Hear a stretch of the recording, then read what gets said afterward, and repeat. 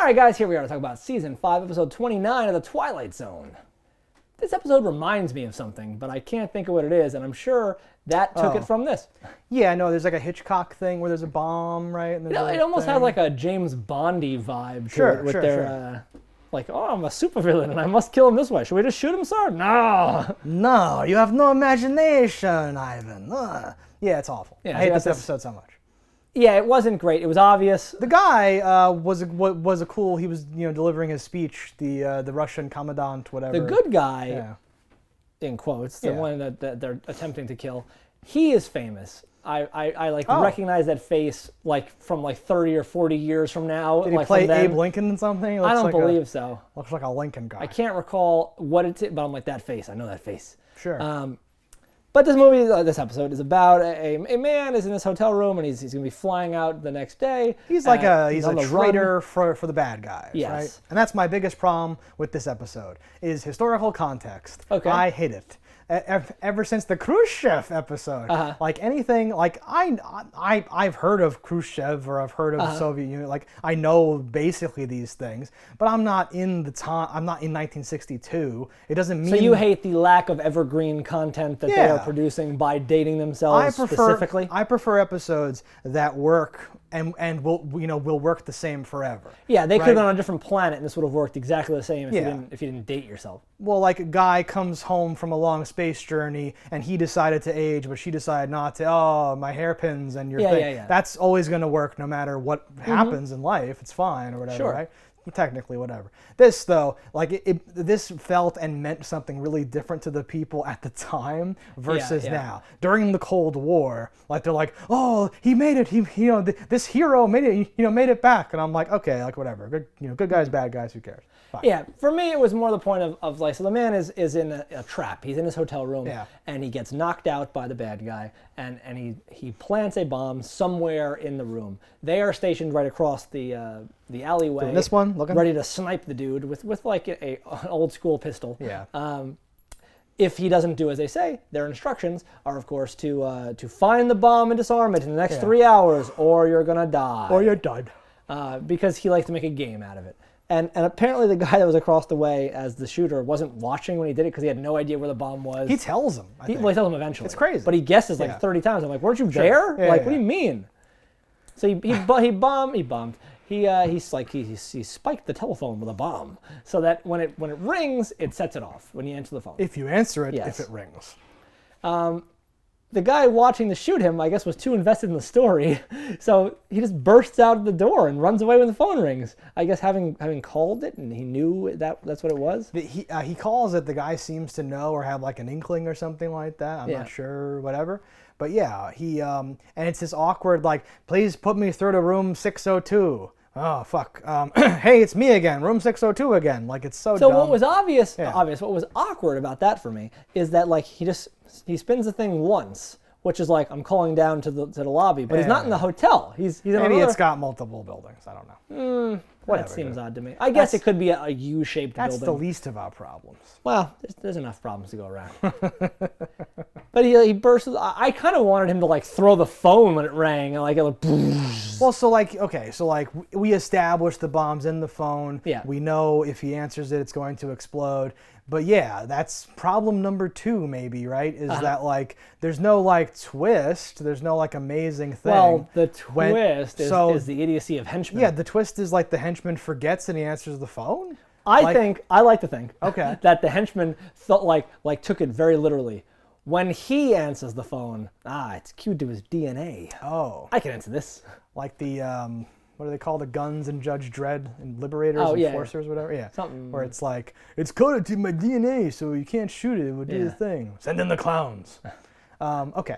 No, I hated all that. Because, like, that's, like, in order for that twist to work for me, it has to be something where this guy's crazy plan, like, he was outsmarted or like his hubris got the best of him in some like whatever way. Yeah. And like they're trying to make that the henchman answers the phone, but we did not, to my satisfaction, establish that was how this was going to be. There didn't appear to be a reason for him to ever go back into that room. No, right? Unless it was at like they're in their country and he's like, well, I don't want to leave a bomb in this phone for the next random person to answer it and die. Right. But he didn't strike me as a good guy, so I'm like, I think it'd been more fun if that guy was a keen whatever and like he rigged it some other way, like, but. Yeah. There'd be anything there would be guessing and speculation and hoping that things would happen because like, oh, I set it to the bed, so when he sat on it, but we were hoping he's gonna sit on the bed. But he like calls them right from like the airport while he's leaving or something, right? And then he smiles like, yes, got him. Yeah, like he knew they'd be in that room. Yeah, at that time, at that place. And it very easily could have been like, yes, hotel yeah, housekeeping. No, it's super dumb to me. Again, these are like nitpicks, but this is all that I have to work with. I don't have any other like.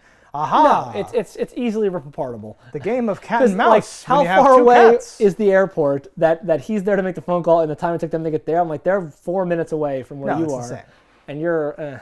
And he must know, because like, again, like what's his plan or why? Like, why is this a satisfying twist? Unless you just hate the Soviets because you're an American in 1962. And you're like, yay! I don't, right? I hear what you're saying and I agree. But I think that speaks to anyone's like, because he's the good guy. It could just be bad by itself, but I'm saying like there's no, and this is my third problem, there's no like paranormal or like interesting thing. And there have been a handful of episodes that don't necessarily, like maybe they'll have technology that's so advanced that it's like a paranormal thing. That's kind of what I mean too. Way out there stuff. Science is just magic we don't know about, you know? There's a few episodes that don't really have... Magic is just science. I know. There's a few episodes that don't exactly have magic or science magic that I do like, but most of them, there's some interesting reason for a thing to do a thing. I think and the problem with this one is just intelligence. Yeah. Is that like if you're smart enough to go, wait a minute, what? Like it doesn't work for you. But if you're a kid watching this, which was probably their prime demographic, it's got him. Like you're happy. You're like, all right, good guy won, blew up the bad guy, outsmarted him with that genius trick. But if you're like past grade 6, you'd be like, wait a minute, what? It's not even like a high school thing. Yeah, it's like middle school. You're like, how would he know to call them? And that's like, stop nitpicking, man. It's like thematic, and it's like it's not thematic either, though. That's my problem. I love to say stop nitpicking. It's like it's actually about this, and it's like it's not about anything. No, they just call and like the henchman answers, and the guy goes no, like he's like what? And for how slow I thought the beginning was, like the ending didn't pay it. Like even if you took it at like, no, he was a genius. He had mirrors. He could see them. He knew they were there. Like it was just such a slow beginning. I'm like, come on. Do you mean mirrors all the way to the airport? Yeah, like a series of mirrors. That's great.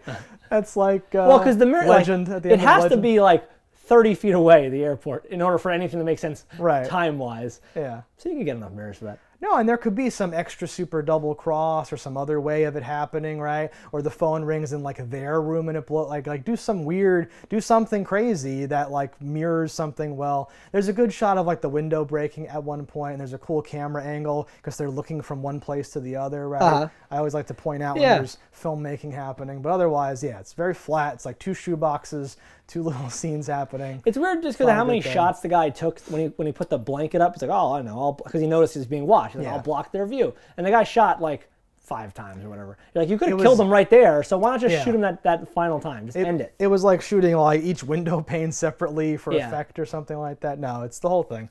There's nothing like that. Bad guy's speech was pretty good, but not good enough for me to forgive all the other stuff. I was bored by it. I don't know if it was his accent. Something about it, I was like, I didn't. Well, it is like a James Bond villain thing, so it's definitely not something we've not seen and before. I drugged you. You woke up. I've been taking a little bit of this drug for the last 100 years, and now I can drink it like it's water by the gallon with no effect. But you knew that I knew that you knew that I knew that I knew that you knew that it would be poisoned. Ha ha! I wouldn't be surprised if this was the origin of that, but it doesn't make it good. I think that's like an ancient Greek thing. I don't know. Yeah, probably. I'm making this up at this point, but no. Like, there's no element here where I'm like, everything sucked, but this one piece was good. Like, there's nothing, right? Nah. And I'm sure other mysteries or dramas, Columbo or someone has done like a phone bomb trick or something, right? Plastic explosives. Then like modern stuff where they use the cell phone to do like, even that is not a thing. I'm sure there's some action movie in like the last 2 decades where the hero calls after he gives him the slip and like the bomb was left behind and it like explodes the way they were gonna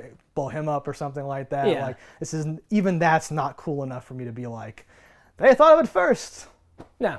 Done. All right, guys, that's our thoughts on this episode of Twilight Zone. Let us know in the comments what you thought about it. Don't die in a fire, and we'll see you next time. Hello, internets. I just love watching JustDaggers. If you've enjoyed this video as much as I have, click that subscribe button.